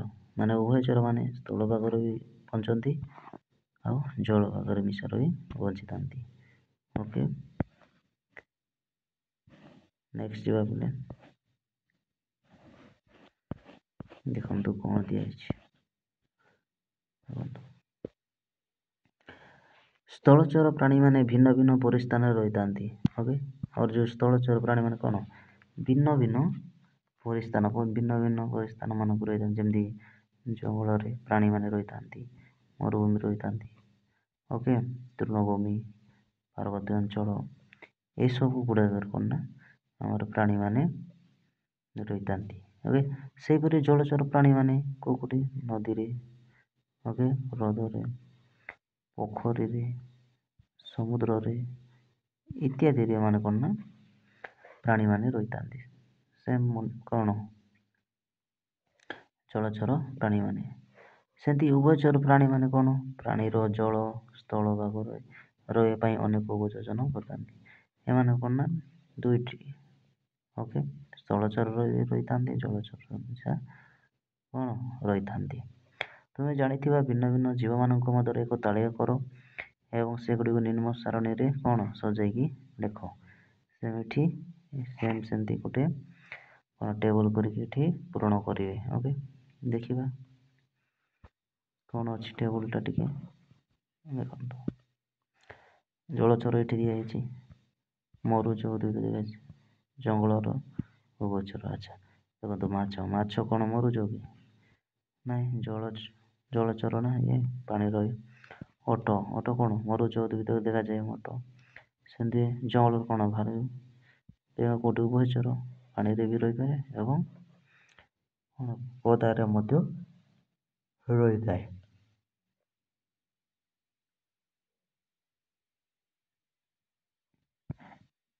ଜୀବ ଓ ସେମାନଙ୍କ ଉପଯୋଜନ ଦେଖିବା ଏବେ। ଜୀବ ଏବଂ ସେମାନଙ୍କର ଉପଯୋଜନ କ'ଣ? ଓକେ, ଜୀବମାନେ ଯେଉଁଠାରେ ବାସ କରନ୍ତି ସେ ସ୍ଥାନ ସହ ଖାପ ଖୁଆଇ ଚଳନ୍ତି। ଏତିକି ବୁଝିପାରିଲେ ଏଇ ଲାଇନଟା? ନା କ'ଣ ନା, ଜୀବମାନେ ଯେଉଁଠି ବାସ କରିଥାନ୍ତି, ଯେଉଁ ଜାଗାରେ, ସେମାନେ ସେଇ ସ୍ଥାନକୁ କ'ଣ କେତେ ମାନେ କ'ଣ ସେଇ ସ୍ଥାନକୁ ଖାପ ଖୁଆଇକି ଚଳନ୍ତି ନା। ଦେଖନ୍ତୁ, ଆମେ ଅନ୍ୟ କୌଣସି ଗାଁକୁ ଯିବା ତ ଆମର ଆମ ଗାଁର ପରିବେଶ ଏବଂ ଯେଉଁଠି ଆମେ ଯାଇଛେ ସେଇଥିର ପରିବେଶ କ'ଣ ମାନେ ସମାନ ଟିକେ ଅଲଗା ଡିଫରେନ୍ସ ଲାଗିଥାଏ ନା ନୁହଁ? ଆମକୁ କେତେବେଳେ ଆମକୁ ମାନେ ସେଠିରୁ ଖାପ ଖୁଆଇ ଚଳିବା ଯେ ପର୍ଯ୍ୟନ୍ତ କେତେ ଦିନ ଗଲା ପରେ କ'ଣ ସେଇଠିର ପାଣି ପବନ, ସେଇଠିର ଜଳବାୟୁ, ଓକେ, ସେଇଠିର ସ୍ଥାନ ସହିତ ଆମେ ଯଦି କ'ଣ ସବୁବେଳେ ସେଠି ରହିଯିବା କେତେ ଦିନ ପରେ, ତାପରେ କ'ଣ ନା ଆମେ ଗୋଟେ ସେଇଠୁ ପରିବେଶ ସହିତ ଆମେ କ'ଣ ଖାପ ଖୁଆଇକି ରହିଥାନ୍ତୁ। ଓକେ, ତ ଅର୍ଥାତ୍ ସେ ସ୍ଥାନର ଜଳବାୟୁ କ'ଣ, ଜଳବାୟୁ, ମୃତ୍ତିକା, ଓକେ, ତାପମାତ୍ରା ଅନ୍ୟ ଜୀବମାନଙ୍କ ସହ ନିଜକୁ ମିଳେଇ ଚଳିଥାନ୍ତି, ତାକୁ କୁହାଯାଏ ଉପଯୋଜନ। ଆଚ୍ଛା, ଏବେ ଆପଣଙ୍କୁ କୋଶ୍ଚିନ୍ କହିବ ନା ଉପଯୋଜନ କାହାକୁ କୁହାଯାଏ? ଲେଖିବେ ନା ଜଳବାୟୁ, ମୃତ୍ତିକା, ତାପମାତ୍ରା, ଓକେ, ଅନ୍ୟ ଜୀବମାନଙ୍କର ସହ କ'ଣ ନିଜକୁ ମିଳାଇ ଚଳନ୍ତି, ତାକୁ କୁହାଯାଏ ଉପଯୋଜନ ବୋଲି କୁହାଯାଏ। ଓକେ, ଏହା ସେମାନଙ୍କ ଶରୀରର କ'ଣ କେତେକ ବିଶେଷ ଗୁଣ ଭାବେ ପରିଲକ୍ଷିତ ହୋଇଥାଏ। ତୁମେ ଦେଖିବେ ଯେମିତିକି ମାଛ, କଙ୍କଡ଼ା, ତିମି, ପଦ୍ମ, କଇଁ, ଓକେ, ଜଳରେ ମାଛ ରହିଥାନ୍ତି, କିନ୍ତୁ ପାରା, ଓକେ, କାଉ, ବାଦୁଡ଼ି ଆକାଶରେ ସବୁ ଉଡ଼ି ଆକାଶରେ, ଓକେ, ନାଇଁ, ଆଜ୍ଞା ସବୁ ଆକାଶରେ ରହିଥାନ୍ତି, ମାନେ ଆକାଶରେ ଉଡ଼ି ପାରନ୍ତି ଆଙ୍କେ, ହଁ ନା ନୁହଁ? ସେମିତି ଓଟ, କୀଟ, ପତଙ୍ଗ, ଓକେ, ଶକ୍ତ ପ୍ରାଣୀ, ଏସବୁ କଣ୍ଟା ଜାତୀୟ ଉଦ୍ଭିଦ କେଉଁଠି ଦେଖାଯାଆନ୍ତି? କୀଟ, ପତଙ୍ଗ, ଓକେ, ଏସବୁ କେଉଁଠି ଦେଖାଯାଆନ୍ତି? ନା ଆମର ମରୁଭୂମିରେ ଦେଖାଯାଆନ୍ତି ଆଜ୍ଞା। ଓକେ, ନେକ୍ସଟ ଯିବା ପିଲେ ଜଳଜ ଉଦ୍ଭିଦ ପ୍ରାଣୀ ବିଷୟରେ ଦେଖିବା। ଜଳଜ ଉଦ୍ଭିଦ ମାନେ ଜଳରେ ରହୁଥିବା ଗଛ ଲତା ବିଷୟରେ ଏବଂ ଜଳରେ ରହୁଥିବା ପ୍ରାଣୀ ବିଷୟରେ ଫାଷ୍ଟ ଦେଖିବା। କ'ଣ ଜଳଜ ଉଦ୍ଭିଦ? ଓକେ, ଦେଖନ୍ତୁ ଫାଷ୍ଟ ଦେଖିବା ଜଳଜ ଉଦ୍ଭିଦ। ଚିଙ୍ଗୁଡ଼ିଆ ଦଳ, ପଦ୍ମ, କଇଁ ଇତ୍ୟାଦି ଉଦ୍ଭିଦକୁ କ'ଣ ଆମେ ପୋଖରୀ କିମ୍ବା ଗାଡ଼ିଆରେ ଦେଖିବାକୁ ପାଇଥାଉ ନା ନୁହଁ? ସେମାନଙ୍କ ମଧ୍ୟରୁ କେତେକ ଭାସମାନ ଅବସ୍ଥାରେ ଆଉ କେତେ କ'ଣ ପାଣିରେ ବୁଡ଼ି ରହିଥାନ୍ତି। ଆଚ୍ଛା, ଦେଖନ୍ତୁ ଆପଣ ଦେଖିବେ ଜଳଜ ଉଦ୍ଭିଦ ମାନେ ଯେଉଁଟାକି ପାଣି ରହିବା ଗଛମାନଙ୍କୁ ଜଳଜ ଉଦ୍ଭିଦ ବୋଲି କୁହାଯାଏ। ଓକେ, ଉଦାହରଣ ଦିଅ କହିଲେ ଚିଙ୍ଗୁଡ଼ିଆ ଦଳ, ପଦ୍ମ, କଇଁ ଏସବୁ ମାନେ ଗୋଟେ ଗୋଟେ କ'ଣ ନା ଜଳଜ ଉଦ୍ଭିଦ, କେବଳ ପାଣିରେ ହିଁ ସେମାନେ ବଞ୍ଚିଥାନ୍ତି। ଆମେ ଯଦି ତାକୁ ବାହାରେ ଲଗାଇବା ତାହେଲେ ତାହା କ'ଣ ନା ତାଙ୍କେ ବଞ୍ଚି ନଥାନ୍ତି। ଓକେ, ତ ସେମାନଙ୍କ ମଧ୍ୟରୁ କ'ଣ କେତେକ ଭାସମାନ ଅବସ୍ଥାରେ ରହିଥାନ୍ତି, ମାନେ ଭାସିକିନା ରହିଥାନ୍ତି କ'ଣ କେଉଁଠି ନା ପାଣିରେ, ଯେମିତିକି ପତ୍ର କେମିତି ଭାସିକି ରହିଥାଏ ଏଠି ଆମର କଇଁ ପତ୍ରକୁ ଦେବ, ହଁ ନା ନୁହଁ? ଦେଖନ୍ତୁ ଆଉ କେତେକ ପାଣି କ'ଣ ଆଉ କେତେକ କ'ଣ ନା ପାଣିରେ ବୁଡ଼ିକିନା ରହିଥାନ୍ତି। ଓକେ, ଦେଖନ୍ତୁ, ଓକେ, ସେହି ଉଦ୍ଭିଦ ଗୁଡ଼ିକର କାଣ୍ଡରେ କ'ଣ ଅସଂଖ୍ୟ ବାୟୁ ଓ କୋଠରୀ ଥାଏ, ଯାହା ସେଗୁଡ଼ିକର ପାଣିରେ ଭାସିବାର ସାହାଯ୍ୟ କରେ। ଏତିକି ବୁଝିଗଲେ ନା ଆମେ କ'ଣ ନା ଜଳଜ ଉଦ୍ଭିଦ କାହାକୁ କହିବା ନା ଯେଉଁ ଉଦ୍ଭିଦ ମାନେ କି କ'ଣ ପାଣିରେ ରହି ତାଙ୍କେ ବଞ୍ଚିଥାନ୍ତି। ସେମାନଙ୍କୁ କ'ଣ କହିବା ନା ଜଳଜ ଉଦ୍ଭିଦ। ଉଦାହରଣ ପଦ୍ମ, କଇଁ ଯାହା ସବୁ ପାଣିରେ ରହିଥାନ୍ତି ତାଙ୍କମାନଙ୍କୁ କୁହାଯାଏ କ'ଣ ନା ଜଳଜ ଉଦ୍ଭିଦ। ଓକେ, ଆଚ୍ଛା ଦେଖନ୍ତୁ ଏବେ ଦେଖିବା ଜଳଜ ଉଦ୍ଭିଦ ସରିଲା, ଏବେ ଜଳଜ ପ୍ରାଣୀ ବିଷୟରେ। ଓକେ, ଜଳରେ ବାସ କରୁଥିବା ପ୍ରାଣୀମାନଙ୍କୁ ଜଳଜ ପ୍ରାଣୀ ବୋଲି କୁହାଯାଏ। ସିମ୍ପଲ ଭାଷା ଏଇଟା। ଜଳଜ ପ୍ରାଣୀ କାହାକୁ କୁହାଯାଏ ନା ଜଳରେ ବାସ କରୁଥିବା କ'ଣ ପ୍ରାଣୀମାନଙ୍କୁ କ'ଣ କୁହାଯାଏ ନା ଜଳଜ ପ୍ରାଣୀ ବୋଲି କୁହାଯାଏ। ଦେଖନ୍ତୁ ମାଛ ଯାହା ସବୁ ଅଛନ୍ତି ପାଣିରେ ଦେଖାଯାଆନ୍ତି ସେସବୁ କ'ଣ କୁହାଯାଏ ନା ଜଳଜ ପ୍ରାଣୀ ବୋଲି କୁହାଯାଏ। ଓକେ, ସେମାନଙ୍କ ଶରୀର ଗଠନର ବିଶେଷତଃ ସେମାନଙ୍କୁ ଜଳରେ ବାସୋପଯୋଗୀ କରାଇଥାଏ। ଆଚ୍ଛା, ସେମାନଙ୍କ ଶରୀର ଗଠନ କ'ଣ ନା ସେମାନଙ୍କର ବାସୋପଯୋଗୀ କରାଇଥାଏ। ଓକେ, ନେକ୍ସଟ ଉଦାହରଣ ସ୍ୱରୂପ ଯେମିତିକି ମାଛର ପକ୍ଷୀ ପାଣିରେ ପହଁରିବା ପାଇଁ ଅନ୍ୟାନ୍ୟ ମାଛ ଅଛି ତାର ପକ୍ଷୀରେ ତାକୁ ପାଣିରେ ପହଁରିବା ପାଇଁ ସାହାଯ୍ୟ କରିଥାଏ। ଲାଞ୍ଜ ତାର ଦିଗ ବଦଳାଇବା ପାଇଁ ସାହାଯ୍ୟ କରିଥାଏ। ଓକେ, ସେମିତି ଗାଲିସି କ'ଣ କରିଥାଏ ତାର ନିଶ୍ୱାସ ପ୍ରଶ୍ୱାସ ନେବାରେ ହେଲ୍ପ କରିଥାଏ, ସାହାଯ୍ୟ କରିଥାଏ। ଓକେ, ଏତିକି ବୁଝିପାରିଲେ। ତାର ଲାଞ୍ଜ କ'ଣ ଦିଗ ପରିବର୍ତ୍ତନ କରିବ, ବୁଝିପାରିଲେ ଏତିକି। ଦେଖନ୍ତୁ ଏବେ ଦେଖିବା କ'ଣ ନା ମରୁଜ ଉଦ୍ଭିଦ ମାନଙ୍କର ପ୍ରାଣୀ। ଓକେ, ଦେଖନ୍ତୁ ଏବେ ଦେଖିବା ମରୁଜ ଉଦ୍ଭିଦ ଓ ପ୍ରାଣୀ ମାନେ ମରୁଭୂମିରେ ଉଦ୍ଭିଦ ପ୍ରାଣୀ ମାନେ କେମିତି କ'ଣ ରହୁଛନ୍ତି। ଓକେ, ମରୁଭୂମିରେ ଦେଖାଯାଉଥିବା ସପ୍ତପାଣି। ଓକେ, ଆଗରୁ କୁହାଯାଇଛି ସପ୍ତପାଣି ବିଷୟରେ ମଧ୍ୟ କେଉଁଠି ନା ମରୁଭୂମିରେ ଦେଖାଯାଆନ୍ତି। ସେମିତି ନାଗପାଣି, ଖଜୁରୀ ଏସବୁ କଣ୍ଟା ଜାତୀୟ ଉଦ୍ଭିଦକୁ କ'ଣ ନା ମରୁଜ ଉଦ୍ଭିଦ ବୋଲି କୁହାଯାଏ। ଆପଣଙ୍କୁ କ୍ୱେଶ୍ଚିନ୍ ଆସିବ ନା ମରୁଜ ଉଦ୍ଭିଦ କାହାକୁ କୁହାଯାଏ ନା ମରୁଭୂମିରେ ଦେଖାଯାଉଥିବା ଉଦ୍ଭିଦ ଗୁଡ଼ିକୁ କ'ଣ ନା ଆମେ ମରୁଜ ଉଦ୍ଭିଦ କୁହାଯାଏ। ଉଦାହରଣ ନାଗପାଣି, ସପ୍ତପାଣି, ଖଜୁରୀ ଏସବୁ କ'ଣ କୁହାଯାଏ ନା ମରୁଜ ଉଦ୍ଭିଦ। ଓକେ, ସେଗୁଡ଼ିକ ପ୍ରାୟତଃ ପତ୍ର ଦେଖାଯାଏ ନାହିଁ। ଆମେ ତ ଜାଣିଛେ ମରୁଭୂମିରେ ଯେଉଁ ଗଛ ଲତା ସବୁ ବଢ଼ୁଛନ୍ତି ତାଙ୍କର କ'ଣ ନା ପତ୍ର ନଥାଏ ନାହିଁ ବା ସେଗୁଡ଼ିକ ରୂପାନ୍ତରିତ ହୋଇ କଣ୍ଟାରେ ପରିଣତ ହୋଇଥାନ୍ତି। ସେମାନେ ଯଦି ଅଛି ସେମାନଙ୍କର ପତ୍ର କ'ଣ ହେଇଥାଏ ନା ରୂପାନ୍ତରିତ ହୋଇ ଗୋଟେ କଣ୍ଟାରେ ପରିଣତ ହୋଇଥାନ୍ତି ସେଠି। ଓକେ, ତେଣୁ ଉଦ୍ଭିଦ ଗୁଡ଼ିକ ଉଚ୍ଛେଦନ ପ୍ରକ୍ରିୟାରେ କ'ଣ ନା ଅତି କମ୍ ଜଳ ବାୟୁମଣ୍ଡଳକୁ ଛାଡ଼ିଥାନ୍ତି। ସେଥିପାଇଁ ତାଙ୍କେ କ'ଣ କରନା ସେ ପତ୍ର ମଧ୍ୟ କଣ୍ଟା ହୋଇଥାଏ। ତାକୁ କ'ଣ ଗଠିତ ହୋଇଥାଏ ନା ତାଙ୍କର କଣ୍ଟା କ'ଣ ଗଠିତ ହୋଇଥାଏ ପତ୍ର ଗୁଡ଼ା କ'ଣ କଣ୍ଟାରେ ପରିଣତ ଥାନ୍ତି। ଓକେ, ସେଥିପାଇଁ ତାଙ୍କେ କ'ଣ ନା ଯେଉଁ ପତ୍ର ନଥିବା ଯୋଗୁଁ ତାଙ୍କେ କ'ଣ ନା ପାଣି ଗୁଡ଼ାକ କ'ଣ ବାୟୁମଣ୍ଡଳରୁ ଛାଡ଼ିବା ପାଇଁ ସେମାନେ ମାନେ ଛାଡ଼ି ପାରନ୍ତି ନାହିଁ ଆଉ। ଓକେ, ନେକ୍ସଟ ଯିବା ବୋଲେ ମରୁଜ ଉଦ୍ଭିଦ। ଏକ ମରୁଜ ଉଦ୍ଭିଦ ଆମେ ପୂର୍ବରୁ ବି କ'ଣ ଜାଣିଛେ ଯେ ମରୁଜ ଉଦ୍ଭିଦ ବୋଲି କାହାକୁ କୁହାଯାଏ ମରୁଜ ପ୍ରାଣୀ ବୋଲି ଓଟକୁ କୁହାଯାଏ। ଓକେ, ସେମାନଙ୍କ ଚର୍ମରେ ଛେଦ କରନ୍ତି ଆଦୌ ନଥାଏ। କ'ଣ ନଥାଏ? ଛେଦ କରନ୍ତି ନଥାଏ। ନାକପୁଣାରେ ଏକ ଲୋମ ମରୁଭୂମିରେ ଧୂଳି ବାଲିକୁ ଭିତରକୁ ପ୍ରବେଶ କରିବାକୁ ଦିଏ ନାହିଁ। ଆଚ୍ଛା, ସେ ଯେଉଁ ତାଙ୍କର ନାକପଟା ଦେଖିବେ ମଣିଷକୁ ମଧ୍ୟ ଥିବ। ଓକେ ନା, ତ ତାହା କ'ଣ କରିଥାଏ ନା ତାର ନାକପଡ଼ାରେ ଯେଉଁ ଲୋମ ରହିଥାଏ ତାକୁ ମରୁଭୂମିରେ ଯେମିତିକି ଧୂଳି ବାଲି ଓକେ ଭିତରକୁ ପଶିବାକୁ ଦେଇନଥାଏ।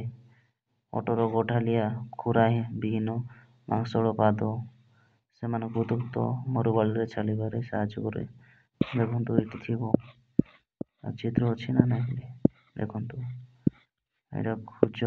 ଓକେ, ଟିକେ ଦେଖନ୍ତୁ ଏଇଟା ଦେଖନ୍ତୁ ତାର ଖୁର ଏଠି ଅଛି। ଓକେ, ଏଇଟା ତାର ଖୁର ବଡ଼ ତଳେ ଦେଖନ୍ତୁ। ତ ସେଇ ଖୁର ମାନେ ପାଦଟା କ'ଣ କରିଥାଏ ତାକୁ ମାନେ ମରୁଭୂମିରେ ତାଙ୍କୁ ଚାଲିବା ପାଇଁ ସାହାଯ୍ୟ କରିଥାଏ। ଓକେ, ନେକ୍ସଟ ଯିବା ଦେଖନ୍ତୁ ଲତା ଜାତୀୟ ଉଦ୍ଭିଦ। ଲତା ଜାତୀୟ ମାନେ ଯେମିତି ମାଳ ଯାଏ। ଓକେ, ତୁମେ କଲରା ଦେଖିଥିବ, କଖାରୁ, ଓକେ, ତାପରେ କାକୁଡ଼ି ଗଛ ଦେଖିଥିବ। ତ ଏମାନେ କ'ଣ ନା ତାଙ୍କର କାଣ୍ଡ ବହୁତ ଦୁର୍ବଳ। ଓକେ, ସେ ଦୁର୍ବଳ ହୋଇଥିବାରୁ ସେମାନଙ୍କର କ'ଣ ନା ଅନ୍ୟର ସହାୟତାରେ ବଢ଼ିଥାନ୍ତି। ସେଥିପାଇଁ ସେମାନଙ୍କ କାଣ୍ଡରେ କ'ଣ ଆକର୍ଷି ଶୀର୍ଷ ରହିଥାଏ, ଯାହାକୁ ଟେଣ୍ଡ୍ରିଲ୍ ବୋଲି କହୁଛେ। ଓକେ, ଦେଖନ୍ତୁ ଏ ଲାଇନ୍ କ'ଣ ବୁଝୁଛନ୍ତି ପିଲେ ନା, ଆମେ ଦେଖିବା ଲତା ଜାତୀୟ ଗଛରୁ କ'ଣ ନା ଆମେ ଯେମିତି କଲରା, କାକୁଡ଼ି ଯାହା ସବୁ ଦେଖୁଛେ, କଖାରୁ, ଓକେ, ଏମାନଙ୍କର କ'ଣ ନା ସବୁବେଳେ ଦୁର୍ବଳ କାଣ୍ଡ। ଯେମିତିକି ଆମ୍ବ ଗଛ, ଓକେ, ତେନ୍ତୁଳି ଗଛ, ଯାହା ବଡ଼ ଗଛ ଯେମିତି ବଞ୍ଚୁଛନ୍ତି ଏମିତି ଆଗେ କ'ଣ ବଢ଼ି ପାରନ୍ତି ନାହିଁ। କାରଣ କ'ଣ ପାଇଁ ନା ତାଙ୍କର କ'ଣ କାଣ୍ଡଟା ବହୁତ ଦୁର୍ବଳ। ସେଥିପାଇଁ କ'ଣ ନା ତାଙ୍କେ ବଢ଼ିବାରେ କ'ଣ ଟିକେ କଷ୍ଟ ହେଇଥାଏ, ଯାହାଫଳରେ କ'ଣ କରିଥାଏ, ସେଥିପାଇଁ ତାଙ୍କର କାଣ୍ଡରେ କ'ଣ ନା ଆକର୍ଷି ଗୁଡ଼ିକ ବା ଟେଣ୍ଡ୍ରିଲ୍ ବୋଲି କୁହାଯାଏ। ଯେମିତିକି ସେଇ ଟେଣ୍ଡ୍ରିଲ୍ ସାହାଯ୍ୟରେ କ'ଣ ତାଙ୍କୁ ଜାବୁଡ଼ିକି ଧରିଥାଏ ଏବଂ ସେ ବଢ଼ି ବଢ଼ି ଚାଲିଥାଏ। ଓକେ, ନେକ୍ସଟ ଯିବା। କ'ଣ ଅଛି ବୋଲି ଦେଖନ୍ତୁ, ଏଇଠି ଆକର୍ଷି ଫାକର୍ଷି ସବୁ ଦିଆହେଇଛି। ଆଉ ଦେଖନ୍ତୁ ବାଡ଼ି ଏଇଟା ଆକର୍ଷି ଧରି ଦେଇଛି, ଆଉ ସେ କ'ଣ ପଡ଼ିଯିବ ନାହିଁ। ଓକେ, ନେକ୍ସଟ ଯିବା। ତ ପ୍ରତ୍ୟେକ ଜୀବର ପରିସ୍ଥାନ ତାର ଜୀବନ ପାଇଁ ଗୁରୁତ୍ୱପୂର୍ଣ୍ଣ। ହଁ ନା, ପ୍ରତ୍ୟେକ ଜୀବର ପରିସ୍ଥାନ କ'ଣ ତାର ଜୀବନ ପାଇଁ ଗୁରୁତ୍ୱପୂର୍ଣ୍ଣ ବା ଆବଶ୍ୟକ, ହଁ ନା ନୁହଁ। ତେଣୁ ଏଥିରେ କିଛି ପରିବର୍ତ୍ତନ ହେଲେ ପରିବେଶରେ ସନ୍ତୁଳନ ବିପର୍ଯ୍ୟସ୍ତ ହୋଇଯିବ। ଓକେ, ଏବଂ ଏହାର କୁପ୍ରଭାବ ଜୀବଜଗତ ଉପରେ ପଡ଼ିବ। ଆଚ୍ଛା, ତେଣୁକରି କ'ଣ ନା ପରିସ୍ଥାନ କ'ଣ ତାଙ୍କର ଜୀବନ ପାଇଁ ଦରକାର, ହଁ ନା ନୁହଁ। ତ ସେଥିପାଇଁ କିଛି ପରିବର୍ତ୍ତନ ହେଲେ ପରିବେଶ, ସେଥିପାଇଁ ଆମେ ଯଦି କିଛି ଗୋଟେ ପରିବେଶକୁ କ'ଣ ମାନେ ପରିବେଶକୁ ଯଦି ପରିବର୍ତ୍ତନ କରିବା, ତାହେଲେ ପରିବେଶ ସନ୍ତୁଳନ ବିପର୍ଯ୍ୟସ୍ତ ହୋଇଯିବ ଏବଂ ଏହାର କାହା ଉପରେ ଏଇଟା କ'ଣ ଇଫେକ୍ଟ ପଡ଼େ, ପ୍ରଭାବ ପଡ଼େ ନା ଜୀବଜଗତ ଉପରେ କ'ଣ ଇଫେକ୍ଟ ପଡ଼ିଥାଏ। ଓକେ, ତ ପିଲାମାନେ ଆଜି ଆମେ ଏଇ ଜୀବ ଓ ନିର୍ଜୀବ ବିଷୟରେ ଆମର ଏଇ ପାଠଟା ସାରିଦେଲି। ଓକେ, ଦେଖନ୍ତୁ ଅଷ୍ଟମ ଅଧ୍ୟାୟ ଯେଉଁଟାକି।